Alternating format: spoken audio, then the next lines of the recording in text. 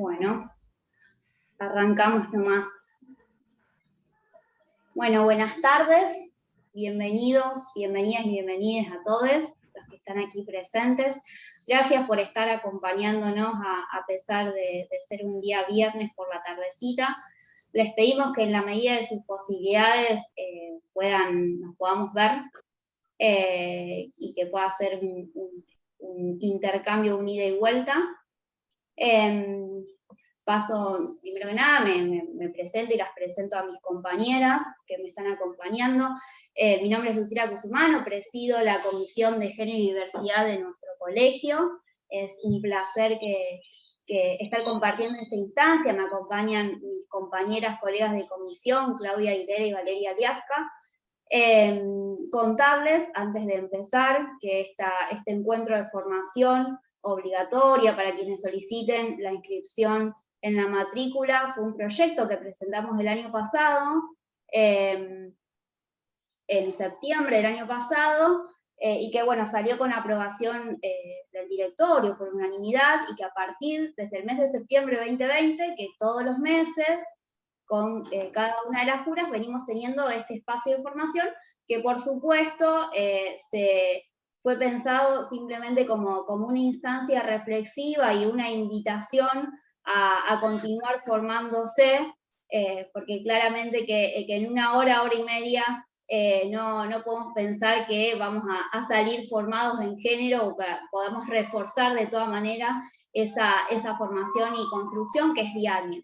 Así que bueno, simplemente es una invitación a continuar formándose, porque fundamentalmente entendemos que como operadores y operadores jurídicos tenemos un plus de responsabilidad social, de responsabilidad ética en la construcción de una sociedad más igualitaria, y que ese compromiso como comisión nos hemos propuesto llevarlo a nuestro colegio hacia el interior, es decir, entendemos que como Comisión de Género y Diversidad tenemos la primera responsabilidad en esa formación y capacitación, pero que también es una responsabilidad de todos los demás institutos y comisiones, y que en definitiva también queremos llevar ese compromiso a la comunidad toda. Así que bueno, contarles un poco de qué se trata esa instancia y por qué hoy nos encontramos aquí. Ahora ya sí, sin más, voy a pasar a compartir pantalla.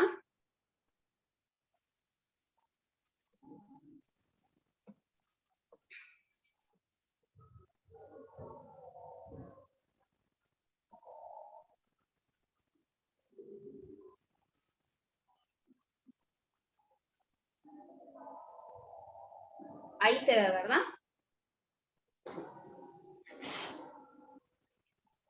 Bueno, entiendo que sí. Clau, se ve bien, ¿no? Sí, perfecto. Bien. Bueno, como les decía, fue pensado este encuentro a los fines de que sea un encuentro reflexivo y un encuentro crítico respecto de el ejercicio de la profesión desde una perspectiva de género, y por lo tanto de una instancia reflexiva acerca del derecho desde la categoría de género, pero no solo desde la categoría de género, sino siempre desde una visión interseccional que contemple también otras dimensiones, es decir, esta intersección entre el género, la raza, la pertenencia étnico-regional, entre otras. Lo que nos proponemos en este ratito cortito que tenemos hoy es pensar, repreguntarnos, repensarnos, ¿sí? En virtud de estas preguntas: ¿para quiénes es el derecho? ¿A quiénes satisface el derecho como práctica? Y en esto, ¿cómo nos estamos pensando y a qué perfil de profesionales aspiramos? En este sentido, nos proponemos abordar el derecho desde una categoría de género, entendiendo que para ello es necesario pensar la dimensión jurídica no solo en la normatividad, no solo agotada a la norma, sino también ir un poco más allá, porque justamente entendemos que abordar el derecho desde una categoría de género nos implica abordar la normatividad, la norma, pero también esa constelación de normas sociales que junto con las jurídicas están profundamente interconectadas, incorporadas a nuestra subjetividad colectiva, que pareciera que estuvieran como naturalmente incorporadas, pero vamos a ver que no es así. ¿Sí? Estas lógicas, estructuras, normas, tanto sociales como jurídicas, ¿no? Invisibilizan lógicas de desigualdades. A lo largo del encuentro vamos a hablar de desigualdades por motivos de género, siempre entendiéndolas como un problema, como una problemática estructural y por ende como una problemática social y política. ¿Por qué como una problemática estructural, social y política? Porque entendemos que esas desigualdades por motivos de género tienen su determinante en las dimensiones de macroeconomía, producción, institucionalidad y lo sociocultural, ¿sí? Por eso de allí que entendemos que es estructural, que es social y que es político. Como venía diciendo, abordar el derecho desde una perspectiva de género nos invita a repensar, tanto sea en las normas estrictamente jurídicas, como también en las normas sociales. ¿Y por qué?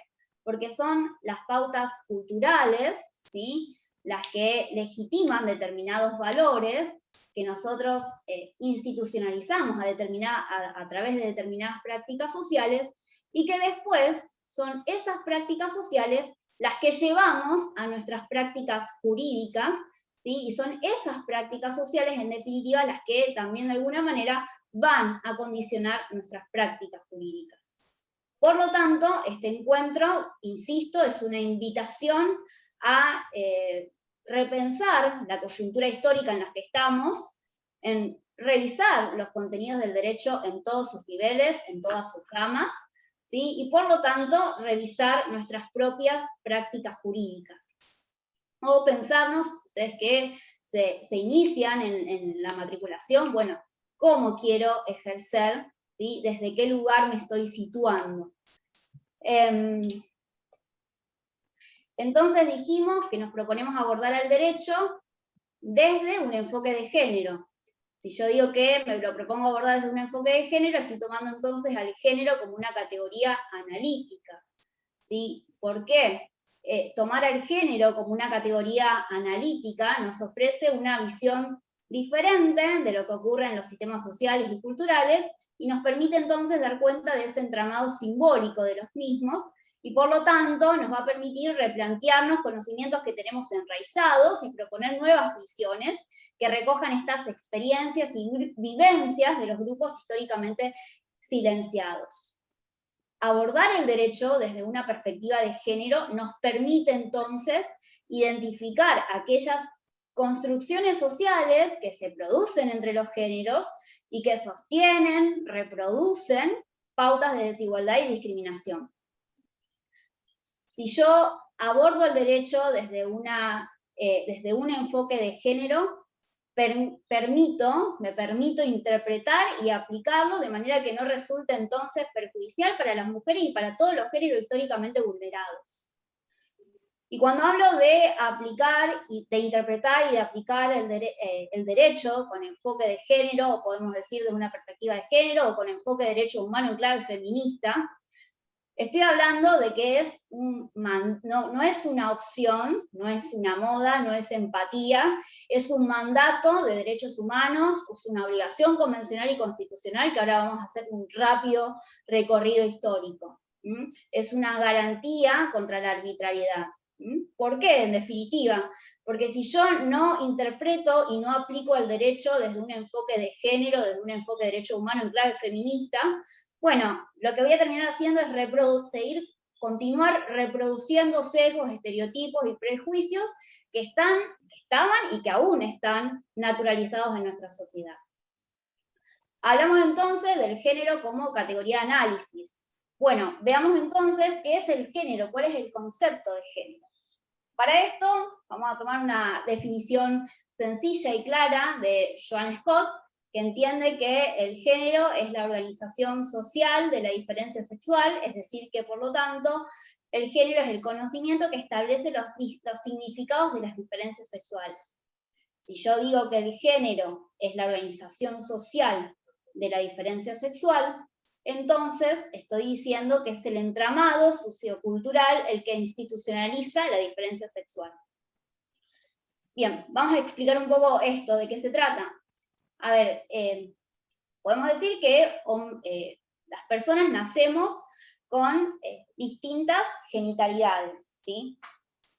Y que en base a eso, cuando hablamos, podemos hablar de la expresión que seguramente hemos escuchado, de sexo biológico, ¿sí? Es decir, macho, hembra.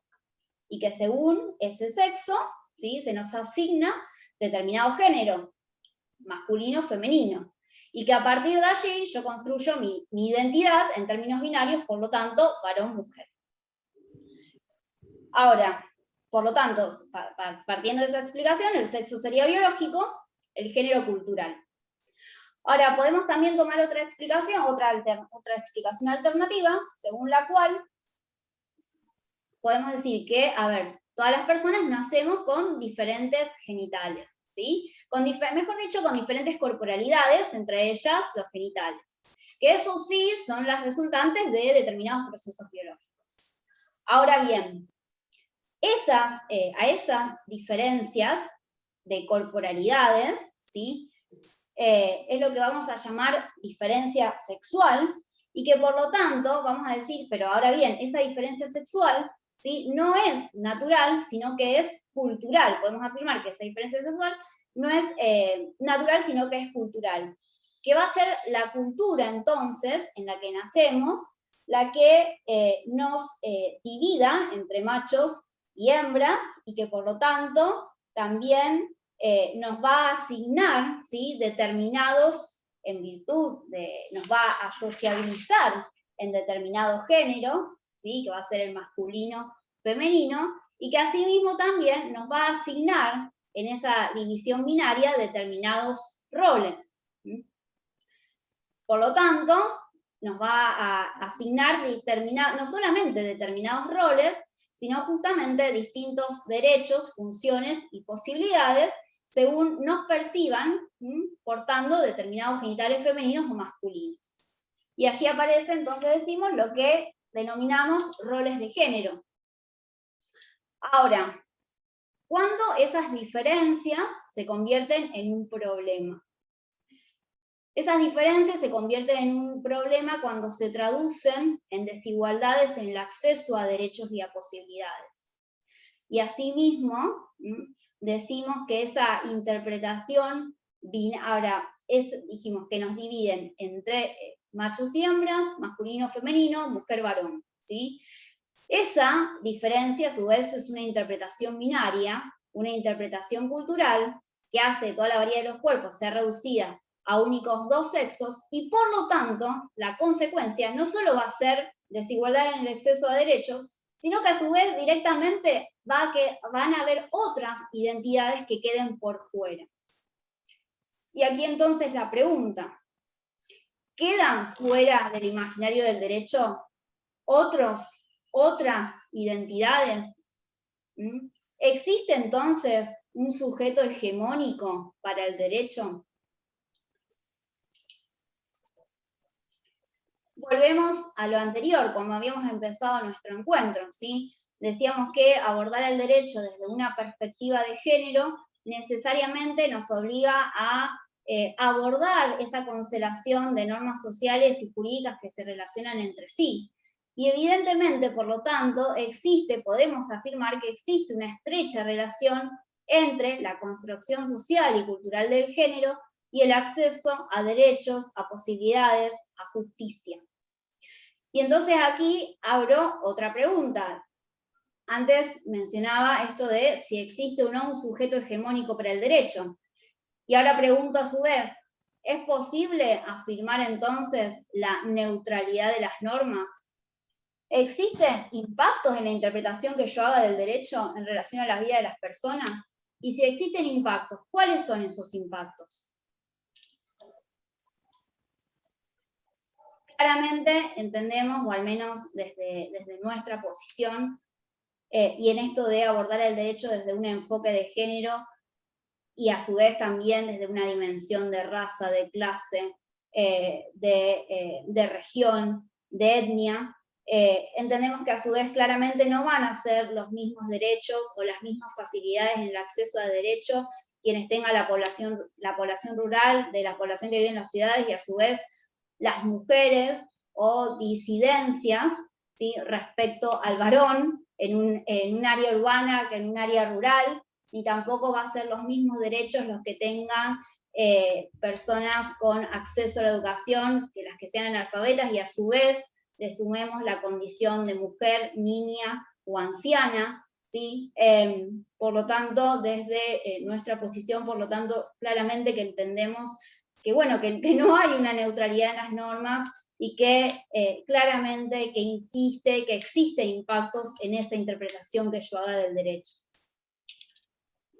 Y en esto de por qué, de dónde viene esa no neutralidad, esa connotación histórica y esa cuestión axiológica, bien, nos vamos a, en qué momento histórico, ¿no?, se consagra de alguna manera esto que llamamos el paradigma de la discriminación estructural. Y en este sentido, si bien por supuesto no aparece con la configuración del orden jurídico moderno, sino que es mucho más anterior, sí lo podemos situar como un momento histórico donde de alguna manera se vuelven a cristalizar con mayor fuerza estas desigualdades de género, ¿sí? Donde cuando hablo de la configuración del orden jurídico moderno y del sujeto hegemónico, estoy pensando en los códigos liberales, que también nosotros vamos a tener su consecuencia con nuestro código de Vélez, y asimismo también, situándonos más contemporáneamente, cuando voy al sistema de protección de los derechos humanos, podemos ver que también no solamente ese orden jurídico moderno fue androcéntrico, y aún continúa haciéndolo de alguna manera, pese a que tenemos un montón de instrumentos, pero digo, aún no hemos pasado de una igualdad formal a una igualdad material. Si yo me sitúo en el sistema de protección de los derechos humanos, veo que también fueron identificados, creados y regulados desde una perspectiva androcéntrica. Si yo pienso en los primeros instrumentos internacionales, bueno, voy a recordar que lo hicieron consagrando los principios de igualdad y no discriminación, pero que a su vez comprendidos en un paradigma mayor, que fue el de la universalidad, ¿no? Y allí aparecemos con la crítica feminista, sosteniendo que, bueno, que aquellos principios de no discriminación e igualdad fueron pensados de manera abstracta, no contextualizadas ni situadas, y que por lo tanto, entre otros sujetos, sujetas, dejó afuera a las mujeres y a los géneros históricamente vulnerados. Por lo tanto, podemos decir que sí, el derecho ha cristalizado desigualdades. Y han sido como decía, los primeros instrumentos internacionales, también se han identificado y creado desde una perspectiva androcéntrica, y han sido los movimientos de mujeres y los feminismos los que fueron impulsando los primeros instrumentos en protección de derechos de las mujeres. Antes de llegar a la CEDAW como punto hito en esos instrumentos, tenemos declaraciones anteriores en el 65, en el 70, hasta llegar a la Convención sobre la Eliminación de toda la forma de discriminación del 79, y que entró en vigencia en el 81, y donde sí, la idea no es ver toda la convención, pero sí destacar algunos artículos puntuales, entre ellos el artículo 2 y el artículo 5, por lo cual compromete a los estados a adoptar no solamente medidas legislativas, sino también de otro carácter, y esto tiene que ver con, y allí repensar, ¿no?, tiene que ver también con medidas en el plano de lo judicial y también con las políticas públicas, ¿sí?, como instrumentos en esta lucha contra las desigualdades entre los géneros. Así como a su vez el inciso E, que establece todas las medidas apropiadas para eliminar la discriminación contra la mujer practicada por cualquier persona, organización o empresa, es decir, lo saca del ámbito de lo público y también lo traslada al privado. Y a su vez también otra de las medidas importantes, de las obligaciones importantes que asumen los estados en la Convención sobre la Eliminación de toda forma de discriminación, es el de adoptar todas las medidas adecuadas, incluso las de carácter legislativo, para modificar o derogar leyes, reglamentos, usos o prácticas que constituyen discriminación contra la mujer. Y el artículo 5, que es la obligación que asumen los estados de modificar los patrones socioculturales de conducta de hombres y mujeres con miras a alcanzar la eliminación de los prejuicios y de las prácticas consuetudinarias o de cualquier otra índole. A su vez, si pensamos en los instrumentos internacionales, esto no novedad para ninguno de nosotros, pero bueno, lo vuelvo a recordar, pensamos también en los mecanismos de seguimiento y control fundamentales, porque, bueno, que son por supuesto aquellos que van a monitorear a los estados cómo dan cumplimiento a esas obligaciones y compromisos asumidos, pero sobre todo porque los organismos internacionales de seguimiento y control de estas convenciones e instrumentos son las que también van a reflejar la interpretación de la convención en sus recomendaciones generales y observaciones finales. Y con ello, recordar esta vieja disputa que recordamos del año 94, en tanto cómo deben ser interpretados los tratados internacionales, ¿sí?, en las condiciones de su vigencia, o según las reservas que haga el Estado. Bueno, siempre hay esto de las dos bibliotecas y las dos dimensiones. Una de ellas, a la que por supuesto también adherimos, es que se trata, más allá del rango constitucional que ese determinado Estado nacional le otorgue a estos instrumentos, estamos siempre hablando de incorporación del derecho internacional al derecho interno, y que por lo tanto no hay posibilidad de desconocer la fuente originaria de ese instrumento o convención, que es el derecho internacional de los derechos humanos.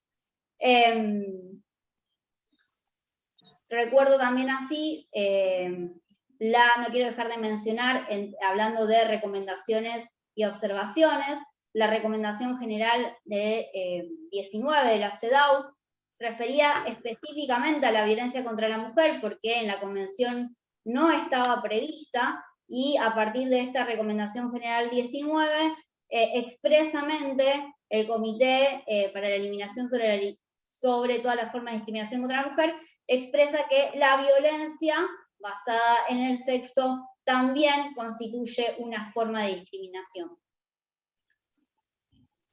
Hablamos de CEDAW dentro de nuestro sistema universal. Si nos vamos a nuestro sistema regional, vamos a hablar de la Convención Interamericana para Prevenir, Sancionar y Erradicar la Violencia contra la Mujer, conocida como Belén do Pará. Es aquella que se va a encargar de definir el concepto de violencia contra la mujer, como así también va a proponer mecanismos de protección y defensa contra la violencia, tanto sea la integridad física, sexual y psicológica, y rescato esto tanto en el ámbito público como en el privado. Es decir, entender la relevancia de la Convención Belén do Pará, en tanto nos invita a pensar que la violencia, más allá de que puede manifestarse de manera interpersonal, es, como veníamos diciendo al principio del encuentro, una problemática estructural, social y política, y que por lo tanto entonces la considera no solamente en el ámbito privado, la saca de lo que podemos llamar como violencia doméstica, un tipo de violencia, y pone también su relevancia y pone el acento en la violencia manifestada en el ámbito público. Es decir, no solo la violencia interpersonal, sino también la que cometa cualquier persona, el Estado y o sus agentes. Por supuesto también prevé mecanismos de protección, y entre esto, no menor recordar al MESECBI, que es el mecanismo de seguimiento de la convención que se crea en el 2004, que va a tener también una metodología de evaluación multilateral, sistemática y permanente, para los estados partes de la convención. Siguiendo en el plano internacional, no me quiero olvidar de los principios de Yogyakarta. Los principios de Yogyakarta se firman por allá en Indonesia en el año 2006, donde se reúnen, si bien aún no es convención, hay probabilidades de que prontamente lo sea, pero sí reúnen una serie de principios que fueron elaborados por organizaciones de la diversidad sexual junto con expertos en materia de derechos humanos, donde en realidad podemos decir que los principios de Yogyakarta son una reescritura de los derechos económicos, sociales y culturales, pero escritos desde las vivencias de las personas de la diversidad sexual o identidad de género, ¿sí? Yo siempre pongo el ejemplo de el derecho a formar una familia. Digo, el derecho a formar una familia no va, claramente que no es lo mismo para una pareja heterosexual que para personas de la diversidad sexual. Entonces, fundamentalmente, los principios de Yogyakarta se trata de esto, ¿no? Desde una reescritura de esos derechos humanos, y donde expresamente se establece que los Estados partes deben adoptar medidas, deben adoptar acciones concretas, y que esas acciones no pueden ser interpretadas como discriminatorias. Luego, bueno, no lo puse en el Power, pero tenemos otros, los principios de Yogyakarta más 10, donde además de establecer derechos y garantías respecto de los ya enumerados en el 2006, en que tienen que ver con la orientación sexual y con la identidad de género, van a hacer también referencia a garantizar la expresión de género, que tiene que ver con esto de, a ver, recordarán, hasta no hace muy poco, códigos contravencionales por los cuales personas travestis eran detenidas tan solo por justamente esto que es el derecho a la expresión de su género. Bueno, los principios de Yogyakarta más 10 prevén esta protección y la hacen extensiva, además de la orientación sexual e identidad de género, también a la expresión de género. La verdad es que, bueno, en el ámbito nacional tenemos nuestro plexo normativo es súper amplio. Seleccionamos entre las que no quería faltar como pilar nuestra Ley Nacional 26485, que de alguna manera viene a ser una continuación de la Convención Belén do Pará, en la que justamente recoge los instrumentos regionales e internacionales que ya forman parte de nuestro ordenamiento interno. Desarrolla, esta ley nacional desarrolla un real programa político de igualdad y no discriminación, en esto de la obligación del Estado Nacional de prever determinada política pública, en lo que tiene que ver con el acceso a justicia, incorpora figuras como la del abogado o abogada patrocinante gratuito, ¿sí? Y a su vez organiza y consagra una serie de garantías mínimas que deben observarse tanto en procedimientos administrativos como judiciales. En este sentido, sí hay que hacer referencia a que en realidad tiene que ver más con el fuero civil y de familia, pero que esto también es consecuencia de que en otras ramas del derecho las elaboraciones teóricas son más recientes.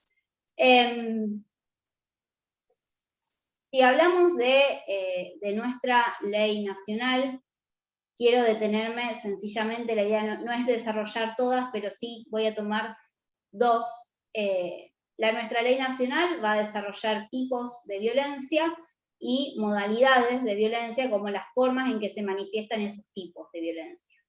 Si yo hablo de tipos de violencia, voy a estar refiriéndome a la violencia física, psicológica, sexual, económica y patrimonial y simbólica.